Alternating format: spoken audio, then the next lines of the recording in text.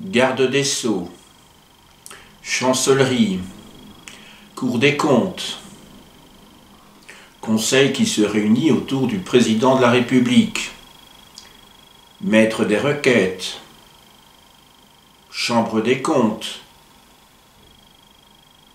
Voilà dans le désordre toute une série de noms qui évoquent des institutions d'aujourd'hui, mais qui remontent au Moyen-Âge. Notre époque n'a pas tout inventé.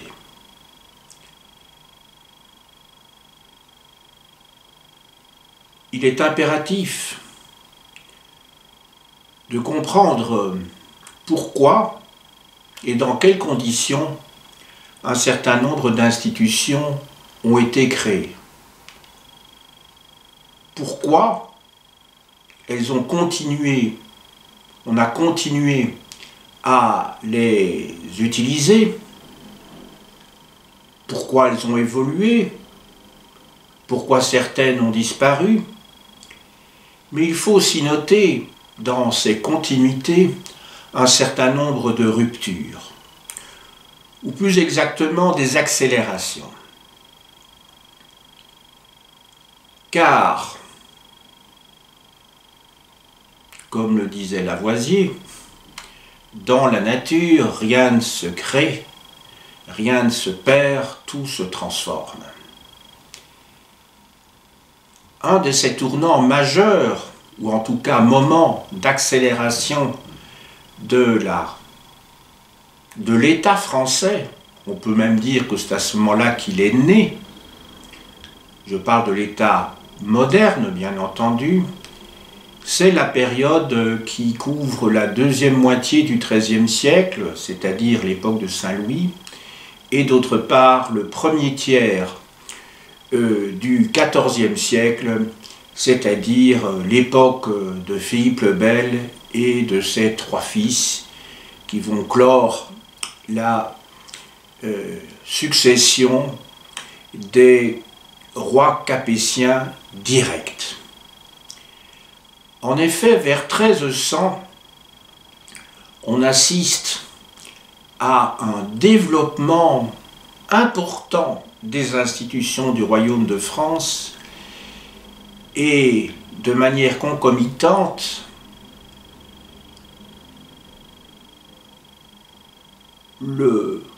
l'essor, peut-on parler d'essor, le terme est peut-être trop poli, d'une bureaucratie qui va progressivement envahir tous les secteurs de l'État.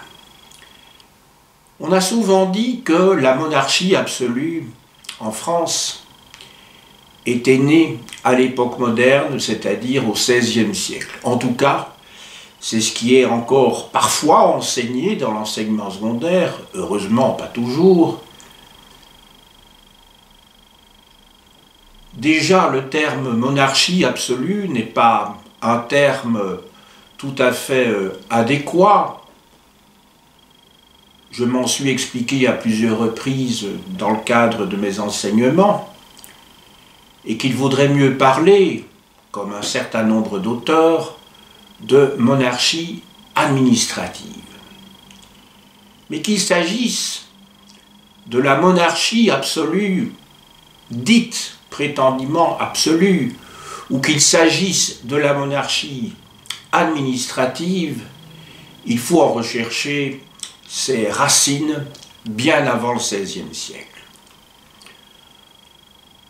On peut dire, et j'ai annoncé la couleur, que le XIIIe siècle marque effectivement une étape très importante, sinon la naissance de l'État moderne. Et nous allons voir dans le cadre de ce cours que la monarchie administrative naît en fait aux alentours de 1300. Cela peut paraître un peu curieux parce que souvent, après le règne flamboyant de Louis IX, Saint-Louis, et celui de Philippe IV le Bel, les règnes des trois fils de Philippe le Bel apparaissent comme une période de faiblesse, de déclin de la monarchie, ou en tout cas comme une période où rien de neuf ne se produit. C'est une idée qu'il va falloir démonter, et c'est ce à quoi je vais m'attacher dans l'exposé qui va venir. Mon cours comprendra deux parties. La première portera sur la naissance de l'État moderne et la seconde sur le gouvernement de la France entre 1270 et d'autre part 1328. À quoi correspondent ces dates dans l'histoire politique de la France? Louis IX Saint-Louis décède en 1270.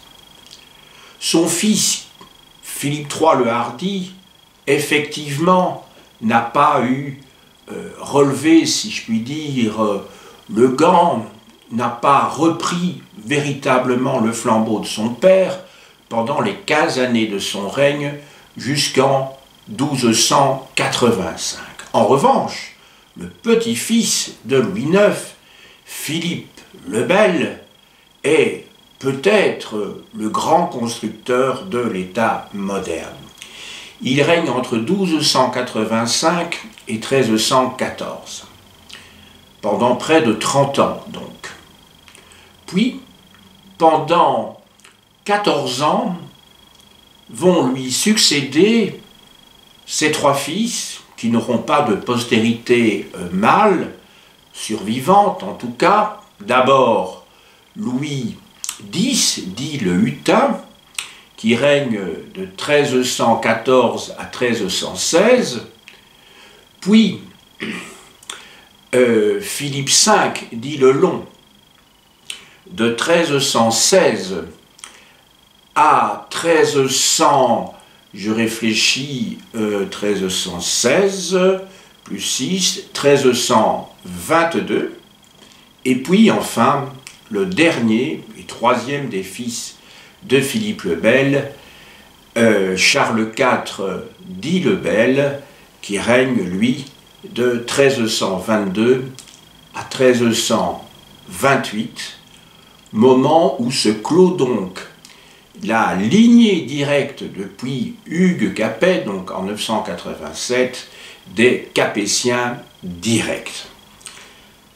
À partir de ce moment-là, on va passer au neveu de Philippe le Bel, autrement dit le fils de Charles de Valois, qui est Philippe VI. Ceci va conduire à un conflit majeur entre, d'une part, l'Angleterre et la France. Ce sera le début de la guerre de 100 ans. Mais ceci est une autre histoire qui ne relève pas de mon propos d'aujourd'hui, c'est-à-dire les institutions de la France vers 1300. Les trois fils de Philippe le Bel vont en fait jouer un rôle tout à fait important dans la formation de l'État français, même s'ils n'en sont pas les initiateurs. On a bien compris qu'il s'agit de Louis IX, et même au-delà de Philippe d'Auguste, aux alentours de 1200, et surtout alors de Philippe le Bel. Mais ils ont joué un rôle beaucoup plus important que ne laisse paraître, comment dirais-je, l'histoire anecdotique laissée par l'écrivain André Mauroy lorsqu'il a écrit « Les rois maudits » qui a donné lieu à une célèbre série télévisée, entre autres avec Jean Piat, dans les années 1960. Avec, entre autres, la célèbre Mao d'Artois, donc la comtesse d'Artois, qui est en conflit constant avec son neveu Robert, joué justement par Jean Piat. Nous allons aborder dans un premier temps les institutions centrales du Royaume de France avant de dire un mot sur les institutions locales. Les institutions centrales tout d'abord. C'est à cette époque, donc pendant cette année de 60 ans, à cheval de part et d'autre sur l'an 1300, 30 ans avant, 28 ans après, donc ces 60 ans se répartissent de manière égale de part et d'autre du XIIIe et du XIVe siècle, sur plutôt le XIIIe et le XIVe siècle. Et c'est à cette époque qu'on assiste à une séparation de plus en plus nette entre des institutions qui relèvent de plus en plus du privé, de la vie du roi, et d'autre part des institutions centrales qui sont de plus en plus publiques. Ces institutions centrales découlent de l'ancienne curia regis, de la cour du roi, qui avait son pendant d'ailleurs dans les grandes principautés territoriales, et on peut même dire, si l'on suit par exemple Gansoff, que dans son histoire du comté de Gand, que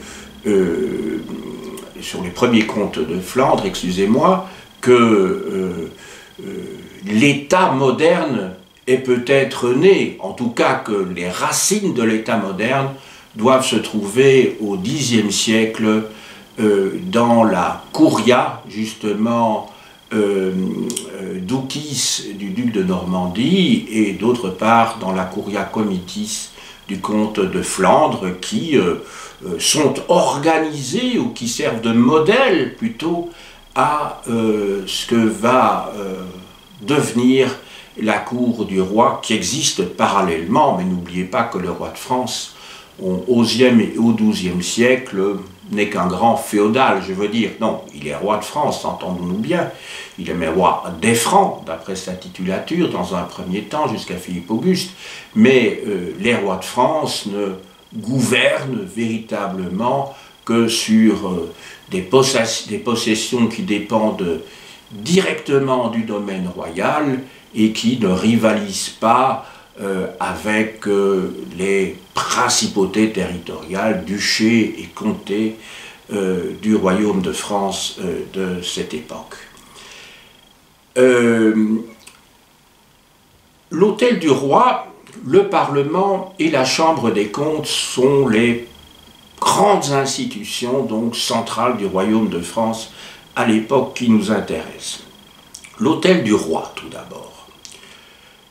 L'hôtel du roi, sur le plan numérique, 400 personnes aux environs de 1300, est composé, je dirais, du personnel domestique, dirigé par des intendants dans leur secteur propre. Il y a ainsi un grand panetier, un grand échanson, et toute une série de fonctions qui ne visent qu'à protéger le corps mortel du roi. Donc ils n'ont pas de fonction d'ordre étatique.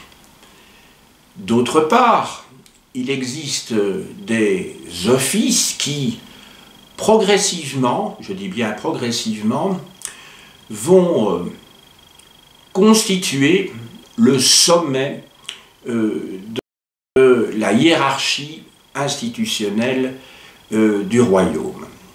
Il s'agit tout d'abord, dans le domaine militaire, du connétable, de l'amiral, des prévôts, des maréchaux, et dans le domaine administratif, judiciaire et financier, du chancelier, aidé de notaires, des maîtres des requêtes et des trésoriers.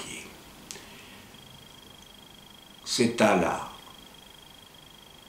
l'explication de ces différentes fonctions, de ces différents offices, c'est le terme qu'il faut utiliser ici, que je vais m'attacher. il faut quand même savoir que l'hôtel du roi, comprenant toutes les fonctions qui ont été citées jusqu'à présent, est là, comment dirais-je, le point de départ de ce que l'on a pu appeler pour la deuxième moitié du XVIIe siècle, à l'époque de Louis XIV, à Versailles, la domestication de la noblesse. Donc là aussi, il ne faut pas caractériser une période à un moment donné, même si à cette époque-là, les choses sont tout à fait patentes et forment système de gouvernement, on est bien entendu, mais il faut remonter dans le temps pour étudier les origines et comprendre les continuités des institutions, matière souvent rébarbative pour les étudiants, mais qui prennent tout leur sens lorsque on les étudie dans la durée et qu'on comprend bien quelles étaient leurs missions si l'on dépasse la description rébarbative, je dirais, de celle-ci dans le cadre d'une nomenclature très ennuyeuse. Le connétable du royaume, à l'origine, n'est rien d'autre que celui qui s'occupe des écuries du roi, qui dirige en tout cas les écuries du roi. Et progressivement, ce connétable va avoir des fonctions de plus importantes, en particulier à notre époque, celle que j'étudie ici, en étant présent dans toutes les opérations militaires du roi, et ils seront accompagnés d'ailleurs dans cette mission par ceux qui vont jouer un rôle plus important aussi, qui sont les prévôts des maréchaux. Quant à l'amiral, l'amiral de France, l'amiral du royaume, il faut évidemment attendre la création d'une flotte royale pour que cette fonction puisse naître et se développer. L'amiral du royaume naît, je dirais, la fonction naît avec la création d'une première flotte royale à l'époque de Philippe Auguste, donc vers 1200, et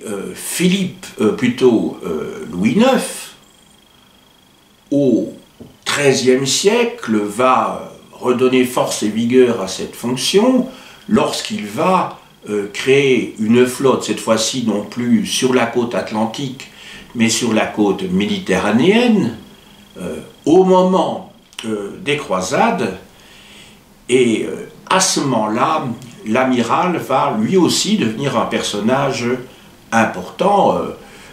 Louis IX avait, comment dirais-je, fait construire une flotte à Aigues-Mortes qui va effectivement jouer un rôle inévitablement essentiel pour partir à Tunis, où, comme vous le savez,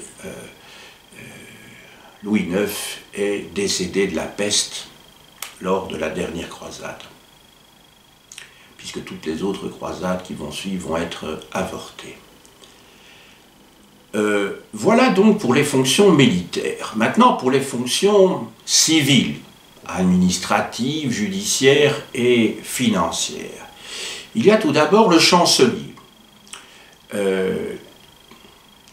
qui jouait un rôle à l'époque de Louis IX, puis la fonction a été supprimée au profit de celle de garde des Sceaux, et puis à l'époque de Philippe le Bel, cette fonction revient au devant. Alors qu'est-ce que c'est que le chancelier? C'est le chef de l'administration, on peut le dire, de l'administration royale, qui a pour mission de veiller à la rédaction des actes royaux pour que ceux-ci comportent tous les signes de validité qui leur donnent force et vigueur quant à leur application, quant à leur exécution. Le chancelier, bien sûr, n'est pas seul. Le chancelier est aidé de notaires qui ont pour fonction, justement, à une époque, vers 1300 et sous les règnes successifs de Philippe le Bel, mais aussi et surtout, je dirais, de ses trois fils successivement, ces actes royaux qui deviennent de plus en plus pléthoriques. Le chancelier est lui-même garde des sceaux, c'est-à-dire que, ce qui explique d'ailleurs la fonction actuelle, c'est lui qui garde les moyens qui permettent d'authentifier les actes qui proviennent de la chancellerie, donc des bureaux du roi. À côté du chancelier et des notaires, il existe d'autres fonctions importantes qui sont celles de maître des requêtes et d'autre part de trésorier. Les maîtres des requêtes, c'est une fonction qui existe toujours, mais évidemment qui a fortement évolué au cœur de l'État français. Les maîtres des requêtes sont chargés de filtrer les requêtes de plus en plus nombreuses qui arrivent donc à l'administration royale. Je vais y revenir, donc ce n'est pas le temps de m'y étendre pour l'instant. Les trésoriers, eux, s'occupent de la gestion des revenus du roi. Voilà donc un certain nombre de fonctions que je viens d'énumérer qui appartiennent à l'hôtel du roi, où il y a déjà, comme vous le voyez, des spécialisations. D'une part, quant à la gestion privée du palais du roi, et d'autre part, quant à la gestion de l'État, sur le plan militaire et sur le plan administratif. Maintenant, nous passons à une seconde institution, le Parlement, qui remonte au XVIIIe siècle, qui est issu lui aussi de la curia regis, de la cour du roi, et qui va prendre progressivement son autonomie au milieu du XIIIe siècle. Ce Parlement est organisé en plusieurs chambres, ce qui montre déjà qu'il y a une spécialisation des tâches. Il y a ainsi une chambre des plaids, P-L-A-I-D-S, une grande chambre et une chambre des enquêtes. Le terme Parlement n'est pas synonyme de ce que l'on entend aujourd'hui par Parlement. Le Parlement, sous l'Ancien Régime, d'ailleurs jusqu'à la Révolution française, même si cette institution nouveau qu'est le Parlement a beaucoup évolué, a pour compétence essentielle, je dirais, à l'époque qui nous intéresse, de ne juger que une partie de la population, les nobles, mais surtout de servir de cour d'appel par rapport aux cours inférieurs que l'on trouve dans les bailliages et les sénéchaussées. Le Parlement, enfin ces différentes chambres, vont juger, après avoir fait des enquêtes très très minutieuses, et là on est vraiment, je dirais, à l'origine de l'institution judiciaire moderne. Les parlements, ou plutôt le Parlement à Paris, après avoir jugé, retranscrit dans des registres les décisions, on en a plus de 4000 déjà pour la deuxième moitié du XIIIe siècle, et ces décisions motivées vont servir pour l'établissement d'une jurisprudence qui servira pour des jugements ultérieure sur des matières similaires. D'autre part, le Parlement va définir la coutume et enfin, le Parlement s'est arrogé le droit, enfin si je puis dire, d'insister sur le fait qu'il juge au nom du roi, qu'il est lui-même souverain, tout en insistant sur la souveraineté du roi lui-même, du monarque. Voilà donc pour le Parlement qui, on l'a bien compris, n'a pas une fonction de discussion des lois, mais a une fonction, je dirais, purement judiciaire. Enfin, troisième grande institution centrale, après l'hôtel du roi et après le Parlement, la Cour des comptes, la Chambre des comptes plus exactement. Elle est née en 1320, donc vous voyez qu'elle ne remonte pas donc à l'époque de Saint-Louis. Elle naît même pas à l'époque de Philippe le Bel, elle apparaît donc juste après, 1320, si je calcule bien, c'est le règne de Philippe V. Elle a pour mission, pour compétence, d'apurer les comptes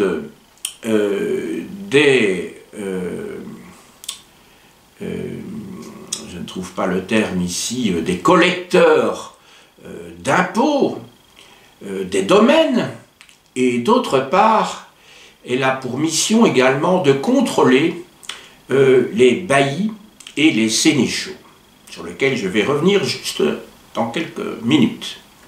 Car en effet, les institutions centrales dont je viens de vous parler se situent à Paris, mais le royaume de France étant très vaste, n'oubliez pas qu'à cette époque-là, il n'y a pas tous les moyens de communication, à la fois audiovisuels, électroniques que nous connaissons aujourd'hui, mais ne connaît pas aussi les moyens de communication qui permettent de se déplacer relativement vite.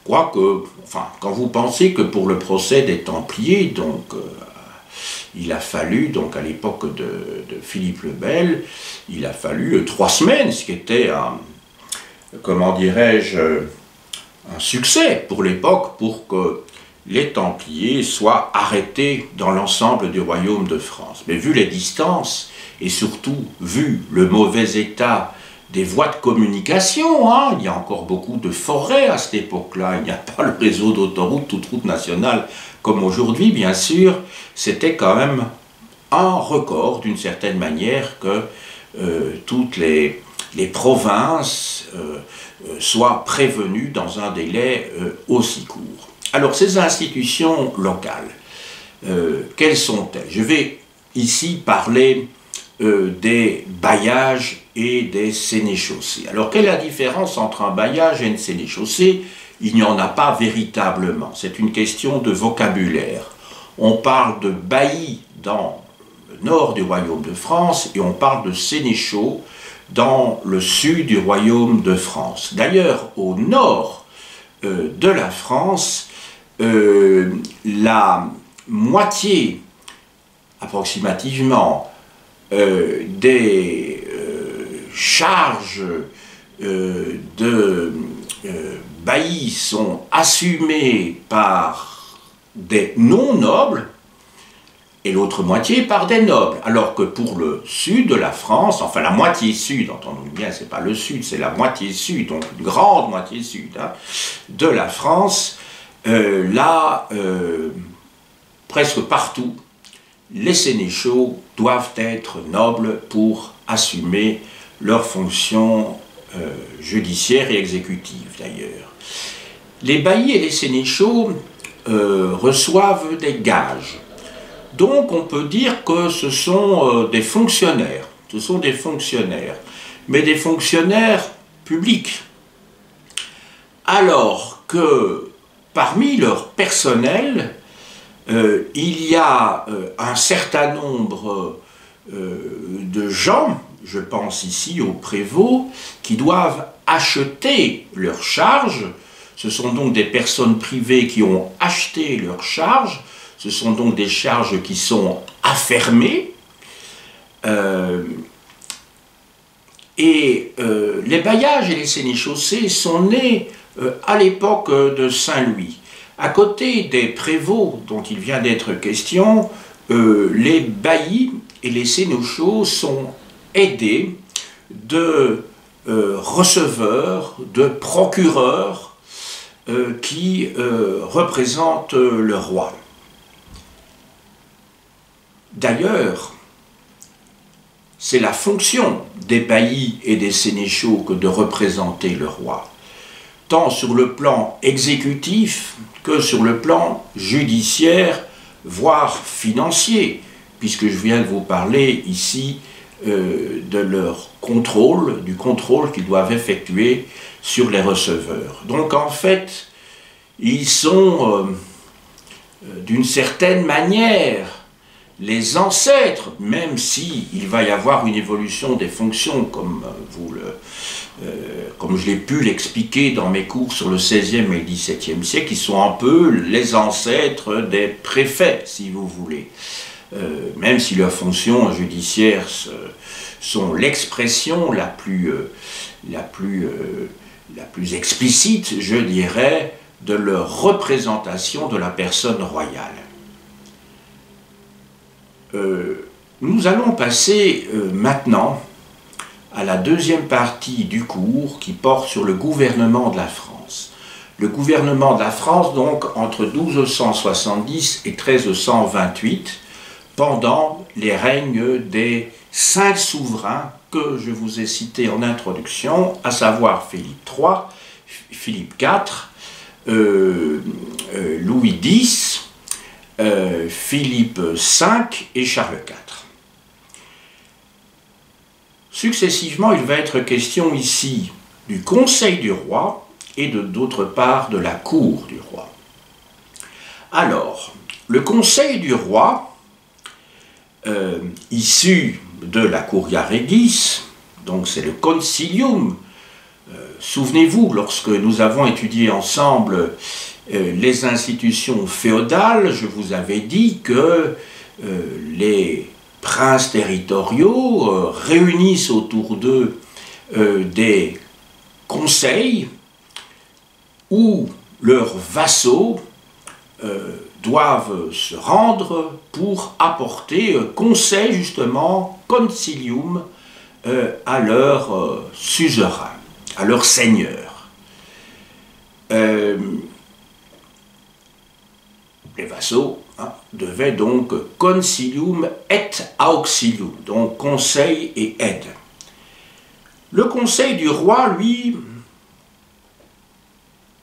comprend parmi ses membres tout d'abord des grands vassaux, des familiers, des membres de la famille royale, et d'autre part des experts qui apportent leurs compétences dans des domaines particuliers. Le mode de gouvernement. Le mode de gouvernement n'est pas comme on pourrait l'imaginer, mais on ferait justement dans ce cas-là de l'anachronisme, n'est pas le mode de gouvernement du roi n'est pas de gouverner de sa propre initiative. En effet, le gouvernement se fait principalement sous la forme de réponse à des requêtes. Donc le roi a une attitude relativement passive et c'est à l'occasion des très nombreuses requêtes, d'ailleurs de plus en plus nombreuses vers 1300 et dans les décennies qui vont suivre, les requêtes qui sont formulées et envoyées auprès du roi, que celui-ci, au cas par cas, va prendre des décisions. Lorsque l'on gouverne, vous le savez, il y a 4 étapes. 1. Il s'agit d'être informé. Aujourd'hui, il y a des kyrielles de fonctionnaires qui remontent toute une série d'informations, par exemple de type statistique, mais pas seulement, auprès du gouvernement central. Se sont ajoutés en plus les sondages d'opinion qui permettent de voir, pendant la durée d'une législature, comment l'opinion peut ressentir tel ou tel événement ou percevoir tel ou tel problème sociétal, et cela permet aux gouvernants donc déjà de se faire une petite idée. Ils sont entourés ensuite de conseillers. C'est la deuxième étape. Donc 1, l'information, 2, le conseil, puis 3, il y a la décision, puis il y a l'exécution, et même une 5e étape qui me revient à l'esprit, c'est le contrôle des décisions. Donc vous voyez, 1, s'informer, 2, être conseillé, 3, décider, 4, faire exécuter, et 5, contrôler. Il y a donc des requêtes nombreuses qui arrivent auprès du roi, de son administration, et à partir du moment où ces requêtes arrivent, le roi ordonne, ou plus exactement son chancelier, ordonne que des enquêtes soient faites. À l'origine, on peut voir dans les documents qu'il est indiqué toujours per regem, c'est-à-dire par décision du roi, et progressivement on va voir que les actes qui émanent de la chancellerie portent la référence en début d'acte de document per vos, c'est-à-dire par vous, faisant référence au chancelier lorsque les notaires transcrivent les décisions qui sont prises. Donc on voit que le chancelier et l'administration centrale prennent de plus en plus de place. Une fois que les enquêtes sont terminées, enquêtes souvent très minutieuses, il s'agit de passer au 3e stade, celui de la décision. Alors la décision va être, comment dirais-je, formulée, exprimée sous 2 formes principalement, d'une part des lettres et d'autre part des ordonnances. En ce qui concerne les ordonnances, c'est, je dirais, le cas le plus fréquent, ainsi que les lettres patentes. Ces ordonnances doivent être exécutées par les baillis et les sénéchaux de vive voix, donc dans les villes, dans les quartiers des villes et dans les villages, sous la forme de proclamations, afin que tout le monde, tous les sujets soient au courant. C'est le principe qui vaut toujours actuellement. Une loi, une fois qu'elle est promulguée, n'a de valeur que lorsque l'on en a fait la publicité. C'est tout à fait logique. En France, c'est le journal officiel, qui est disponible maintenant, bien sûr, sous sa forme électronique. En Belgique, c'est donc le Moniteur belge. Donc, il est indispensable de passer par ce stade-là pour que la loi, la décision royale soit d'application. Il y a aussi des ordonnances dites de réforme. Alors, les ordonnances de réforme, ce sont des ordonnances qui cherchent à purifier les organes de gouvernement en passant en revue ceux-ci et en introduisant dans ces ordonnances de réforme des références au passé. Par exemple, on fait référence au règne de Saint-Louis, au règne de Philippe Auguste, ce qui leur donne une légitimité et assoit de cette manière, par le principe d'autorité, un peu plus l'autorité royale. Il y a enfin des lettres de rémission et des lettres de répit. Alors, de quoi s'agit-il? Il s'agit en fait de lettres qui visent au profit.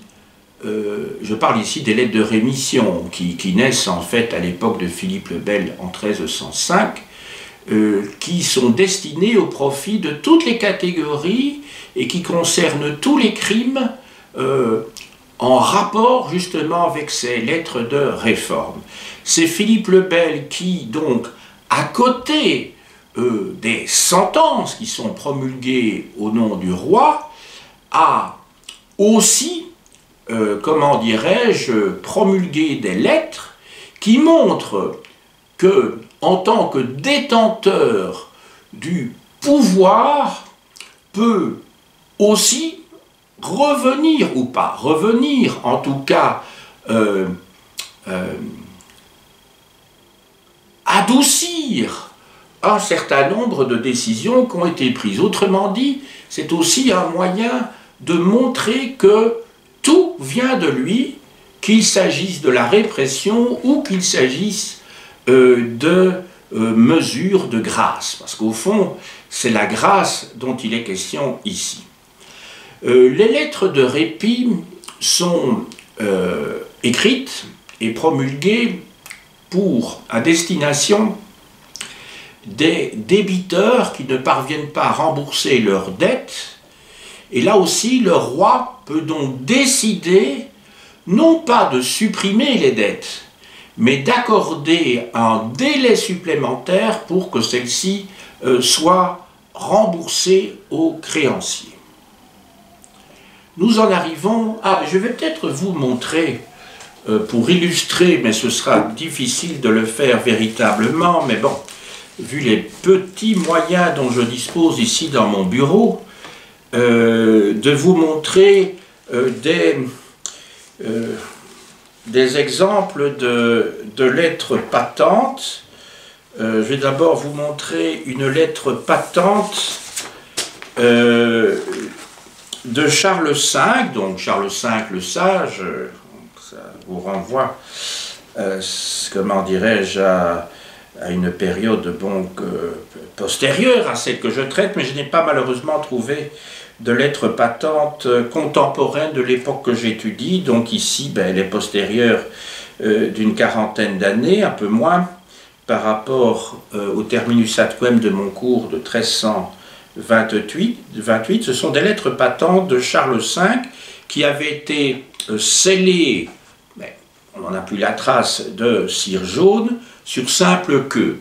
Oui, les queues, en fait, ce sont donc les morceaux de tissu, de ruban, qui, comment dirais-je, relient le parchemin au sceau royal. Voilà, je vais vous montrer ça de loin. Je ne sais pas si ça va donner quelque chose. Je vais essayer de tenir ça. Voilà, j'espère que vous voyez quelque chose. Donc ce sont des lettres patentes de Charles V qui datent, comme je vous l'ai dit, de 1366, 22 octobre. Alors je peux vous montrer aussi d'autres lettres patentes qui sont encore plus tardives, 1381, vous savez, lettres patentes de Charles VI, vous savez, c'est le roi qui, après être tombé de cheval, est tombé fou, est devenu fou. Les lettres patentes de Charles VI qui sont scellées, qui étaient scellées à l'origine de cire verte. Voilà, je vous montre le document.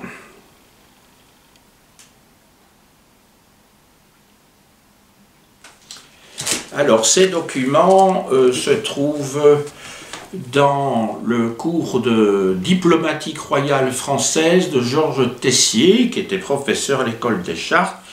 Ça a été publié chez Picard en 1962.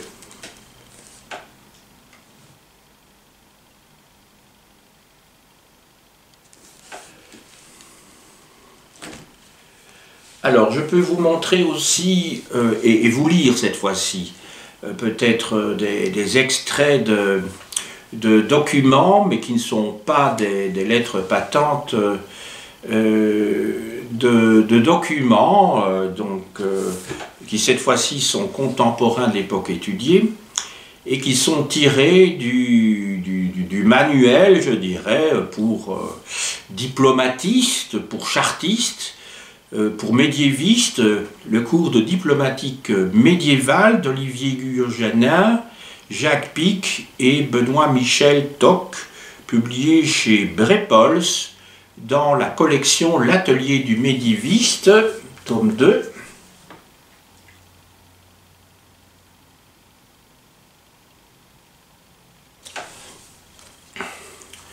Alors, je vais vous montrer un document de 1290, et puis je vais vous dire de quoi il s'agit précisément.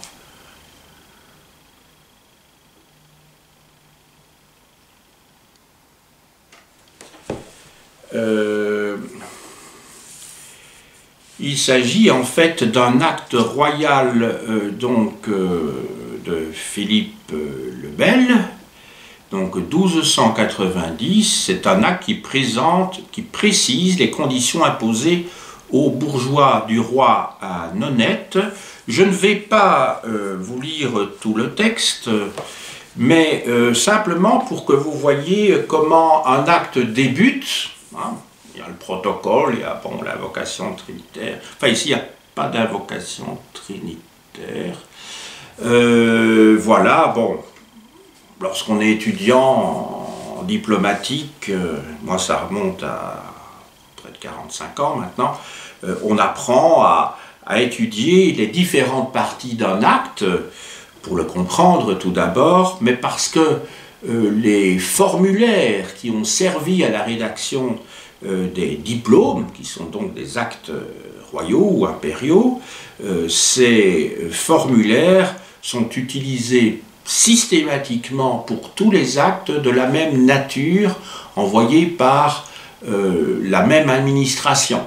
Et suivant l'organisation du texte, suivant la manière dont tout cela est conçu, le protocole, les scatoles, la liste des témoins, etc., la date, hein, on peut effectivement, cela peut aider à voir s'il s'agit d'un acte authentique ou pas, et ça peut servir à toute une série d'autres choses dont il ne peut être question ici, bien sûr. Je vous lis donc, en le traduisant de l'ancien français, parce que le texte que je vous ai montré est en ancien français, donc vous voyez à la fin du XIIIe siècle. Je vais le lire donc en le traduisant.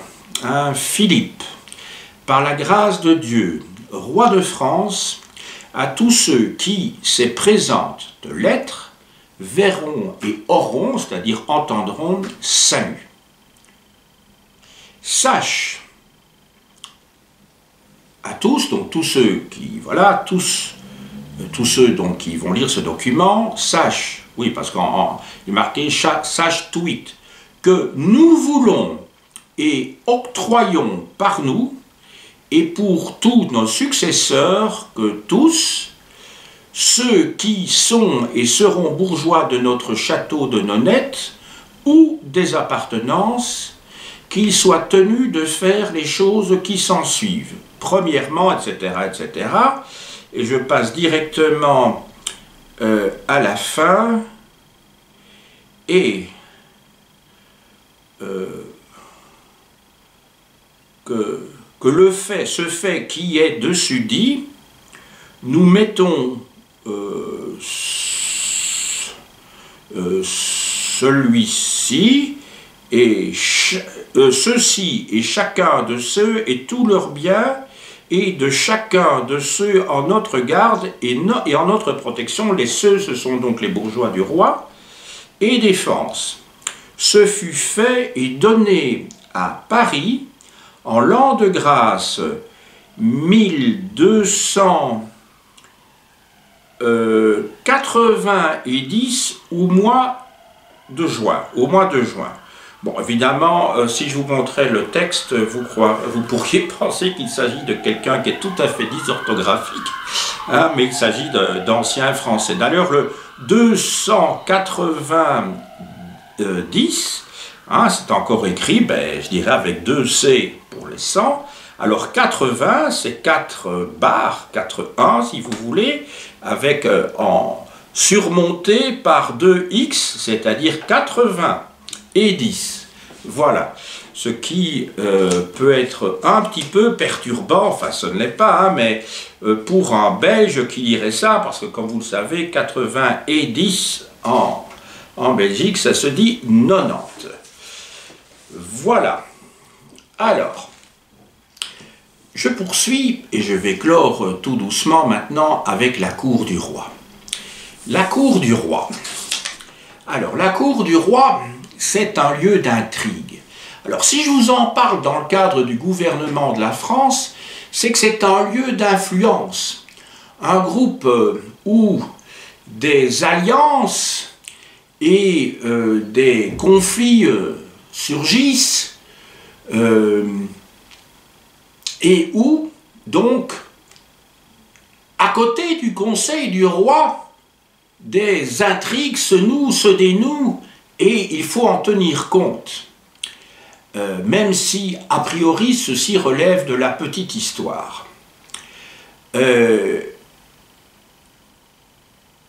La cour du roi connaît une organisation, ou plutôt fonctionne de manière assez dynamique, comme je viens de l'évoquer. On y trouve des rivalités de groupes familiaux qui sont proches du roi, et ceci peut conduire parfois à des procès, cela peut conduire à des empoisonnements, comme en Russie à l'heure actuelle avec Poutine. Il y a des procès pour différentes raisons, parce que l'on a accusé, je dirais, sur base de plus ou moins vraies ou fausses preuves, une personne qui dérange. Par exemple, c'est le cas d'Enguerrand de Marigny, un des grands juristes de Philippe le Bel.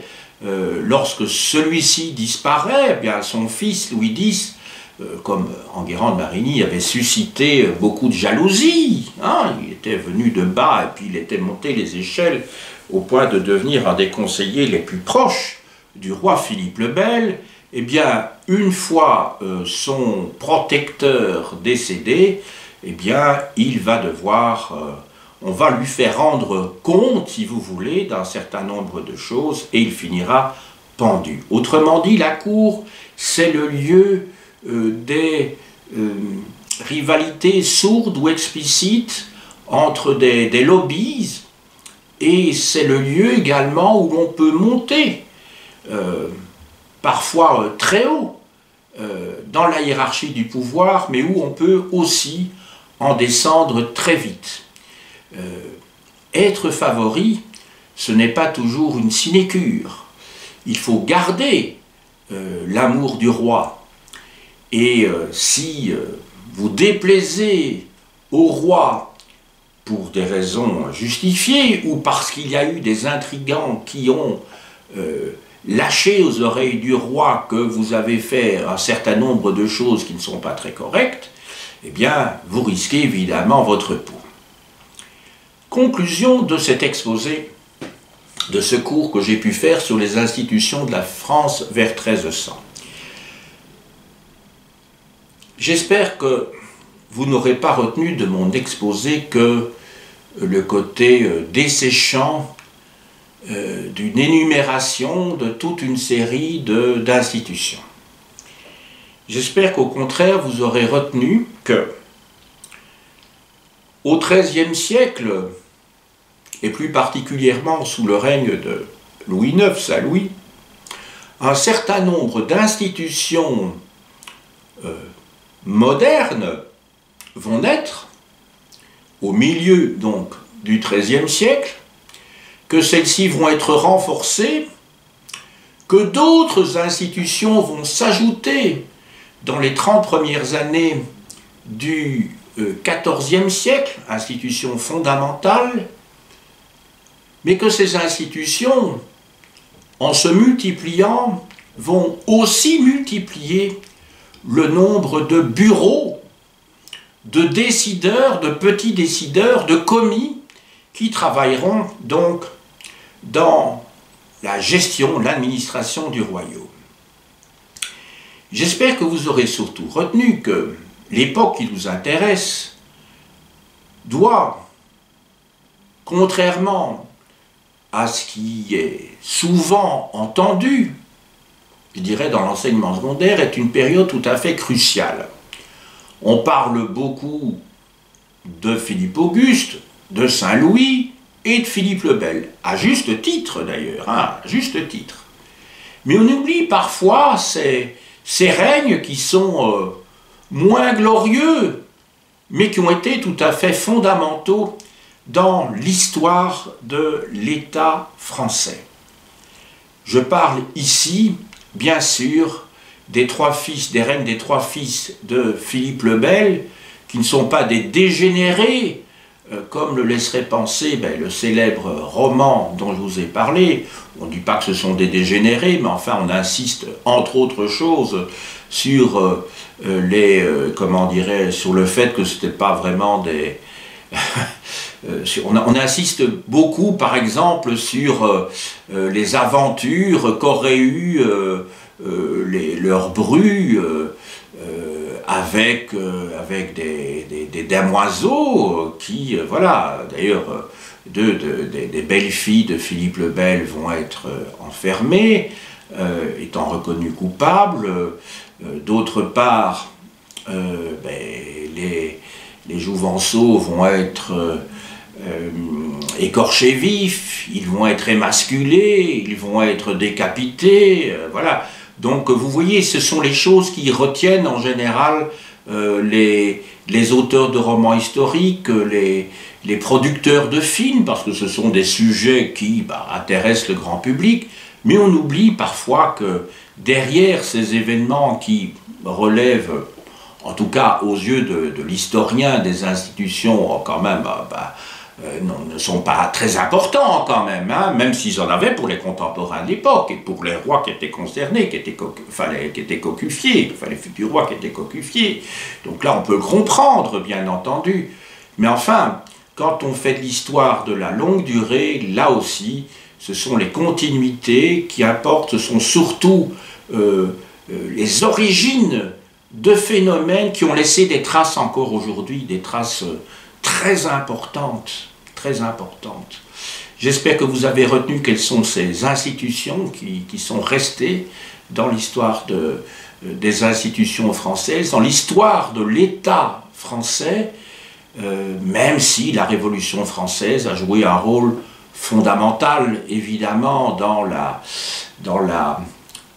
manière de repenser ces institutions dans le cadre de la séparation des trois pouvoirs, et le rôle très important, comme d'habitude, comme toujours, que Napoléon va avoir dans la concrétisation, je dirais, la formalisation de l'administration en faisant de la France l'État centralisé qu'il est devenu, puisque Napoléon est l'héritier des Jacobins, mais il est l'héritier de Louis XIV, et bien au-delà, il est l'héritier aussi de ces rois que l'on considère comme des rois telets. Hein. Je fais référence ici donc à Louis X, Philippe V et d'autre part Charles IV. On est donc passé d'une monarchie patriarcale, ce qu'on a en tête, hein, Saint-Louis rendant la justice sous son chêne, qui est l'image même de la monarchie patriarcale, à une monarchie administrative. Donc la monarchie administrative, elle est bien antérieure à l'époque moderne, et il faut la trouvés à l'époque de Philippe le Bel et de ses 3 fils. Quelques ouvrages. Alors l'ouvrage fondamental, bien que pas consacré seulement à la France, de celui qui fut mon maître à la Sorbonne, Bernard Guéné, L'Occident, 14e et 15e siècle, les États, Nouvelle Clio, dans la collection donc L'Histoire et ses problèmes, Presse universitaire de France. Ouvrage tout à fait fondamental. De Jean-François Lemarinier, La France médiévale, Institutions et sociétés chez Armand Collin. Alors c'était longtemps le grand ouvrage sur le sujet également. Il était chartiste de formation, puis il a été professeur à la faculté de droit, d'histoire du droit, d'histoire des institutions à Lille et à la Sorbonne. Alors, d'Andrew Lewis, Le sang royal, la famille capétienne et l'État, France, 10e, 14e siècle. Chez Gallimard, Bibliothèque des Histoires. Alors, d'une élève, mais élève extrêmement brillante, puisqu'elle lui a succédé à la Sorbonne, de Claude Gauvard, Le temps des Capétiens, dans la série, la collection Une histoire personnelle de la France, qui d'ailleurs a fait l'objet d'un enregistrement aux éditions Frémaux, et qui a donné lieu, après l'enregistrement, donc, à ce texte qui a été publié aux presses universitaires de France. Et sur la couverture, on voit Saint-Louis offrant la couronne d'épines à la Sainte-Chapelle. C'est un tableau, évidemment, du XIXe siècle.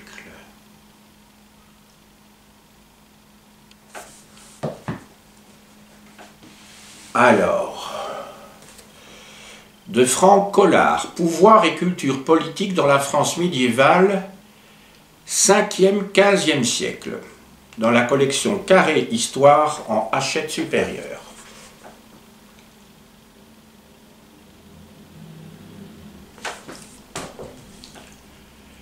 De Monique Bourrin de Ruot, Temps d'équilibre, temps de rupture, 13e siècle, c'est le tome 4 de la nouvelle histoire de la France médiévale en point histoire.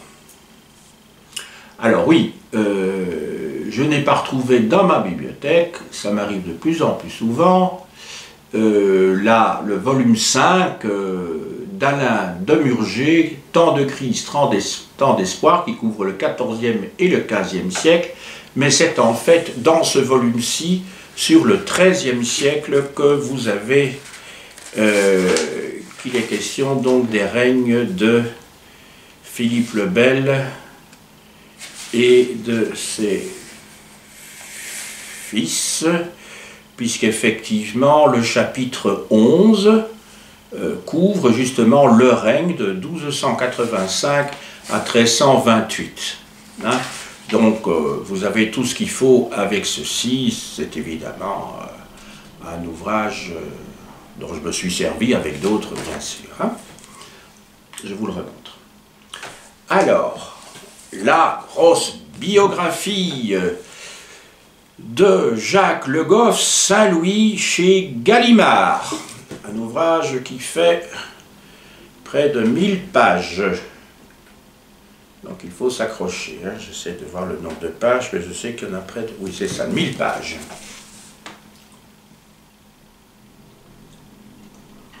Voilà, Jacques Le Goff, qui était donc un des grands médiévistes français, qui était par ailleurs très sympathique.